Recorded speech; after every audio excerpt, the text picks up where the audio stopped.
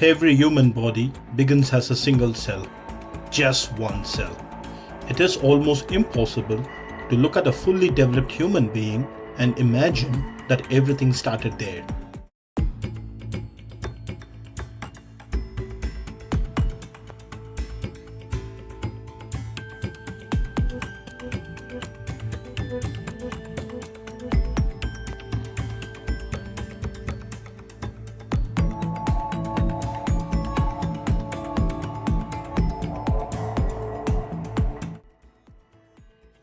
In this video series, we will explore biological themes shared by normal human development and certain cancers. Some cancers use the same biological tools that your body uses to grow and develop, but in the wrong way, at the wrong time, or without any control. These include how cells grow, change, move, survive, and organize into a tissue. But this comparison does not mean that human development and cancer are the same process.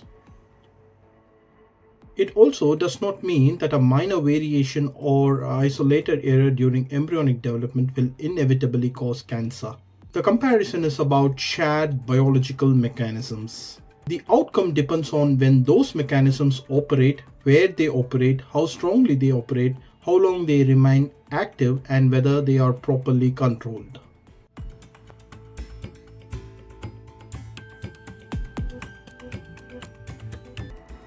Every human body begins as a single cell, just one cell. It is almost impossible to look at a fully developed human being and imagine that everything started there. Your brain, your heart, your skin, your blood, every muscle that helps you move, every neuron that allows you to think, remember, and experience the world. All of it traces back to one microscopic beginning. A fertilized egg called a zygote. But here is the question. If a human body can grow from one cell, and many cancers can also begin from a single cell or a small group of cells, then what makes them so different? The answer is not only growth. The answer is also control. During development, growth is coordinated. Cells sense where they are by reading signals from their environment and from neighboring cells. And over time, they begin to specialize. Some cells become neurons, some become heart muscles, some form the skin, lungs, blood, bones, and other tissues. This is not a random growth, this is a coordinated growth. Not just more cells, but the right cells, in the right place, doing the right job at the right time. Think of it like a massive construction project. At the beginning, there is almost nothing on the site, just one small office containing the master blueprint. But inside that blueprint is the plan for the entire building. The foundation, the walls, the wiring, the plumbing, the rooms, the connections between everything. The workers do not arrive all at once and start building randomly. Everything happens in a specific order. First, the foundation is laid, then the structure rises. Then electricians, plumbers, engineers, and construction crews arrive at the right time to do the right job. Every team has a role. Every task depends on what came before it. And most importantly, everyone is following the same plan, that is development. A single starting point becoming something organized, functional, and alive. Now compare that with the cancer. Cancer usually does not begin because a cell was cancerous from the start. More often, it begins when a normal cell accumulates genetic changes over time. Those changes can damage the systems that normally control growth, division, repair, and cell death. In other words, the cell begins to lose the instructions that it tells the cell when to divide, when to stop, and when to shut itself down if something goes wrong. Now imagine that same construction site again, but this time a group of workers starts ignoring the blueprint. They build walls where doors should be. They add rooms nobody asked for.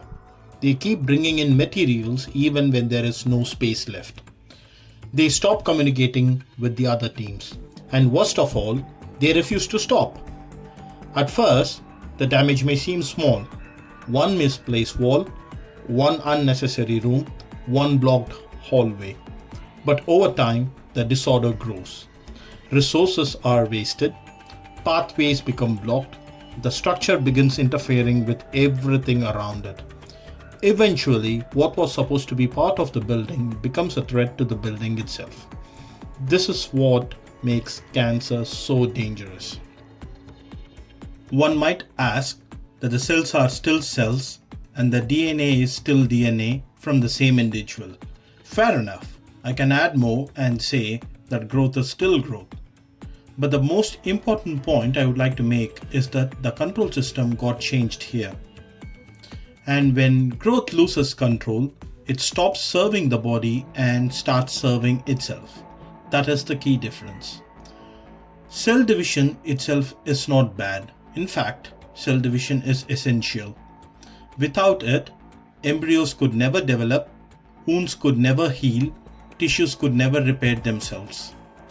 Your body depends on cell division every single day. Millions of cells divide, mature, perform their jobs, and are eventually replaced. Healthy biology depends on balance. Growth when growth is needed, repair when repair is needed, and stopping when the job is done. Cancer breaks that balance. It is not simply growth, it is growth without coordination, growth without restraint, growth without respect for the system around it. So now we have two stories. Both begins with the cells, both involves DNA, both involves division. Both can start from something incredibly small, but the rules governing each path are completely different. Development follows signals. Cancer ignores them. Development creates order. Cancer creates disruption. Development builds a body. Cancer invades one. One concrete example of this is a process called epithelial mesenchymal transition, or EMT. In normal development, EMT is essential. It allows cells to detach, migrate, and form new tissues, like during gastrulation when 3 germ layers form, or during wound healing processes. In cancer, the same program is reactivated but out of context. Epithelial cells in a tumor lose their adhesion, become migratory, and invade other tissues. This is a major driver of metastasis. Same program, different timing, different location, different control. In development, it builds. In cancer, it breaks. And that is why this comparison matters, because biology is not defined simply by activity, it is defined by regulation. A healthy system is not just one that grows. It is the one that knows when to grow, where to grow, what to become, and when to stop. That may sound like a small difference, but inside the body, small changes in cellular behavior can have enormous consequences over time. One cell following the right instructions can help build a human being. One cell losing the wrong controls can become the beginning of disease. So the next time you think about where we come from, remember this. It starts with one cell, but what matters is not just the cell itself. It is the instruction it follows, the signals it listens to, the controls that guide it, and the story that unfolds from there. Because from one cell, biology can build life, but when those controls fail, that same power to grow can become dangerous. Now that we have seen the big picture, let's look at a few real molecules that show how this control problem works in action with the following segments. EGFR, which is also known as epidermal growth factor receptor, is a gene that makes a protein on the cell surface. This protein acts like an antenna that receives growth signals. During development, EGFR is tightly controlled. It helps cells grow, survive, and move when they should. In some cancers, EGFR is overactive, either too much of it or it's mutated, so it stays on even when it shouldn't. This pushes cancer cells to grow and spread.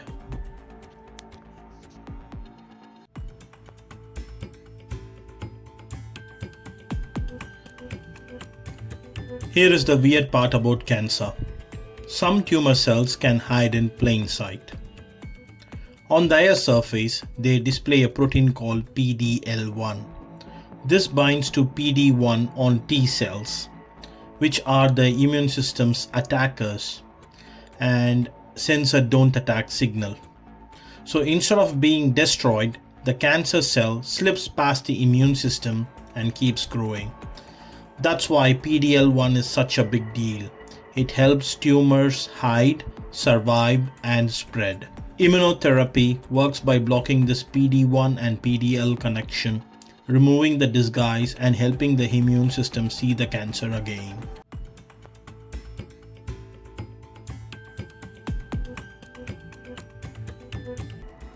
So, every cell contains largely the same DNA. So how does one cell become a neuron while another becomes a muscle cell? It's because that they read different parts of the same book. Some genes are switched on, others aren't, and the cell's environment helps decide how those instructions are interpreted. Thanks for watching the video. If your curiosity is proliferating, that's the kind of growth we actually want.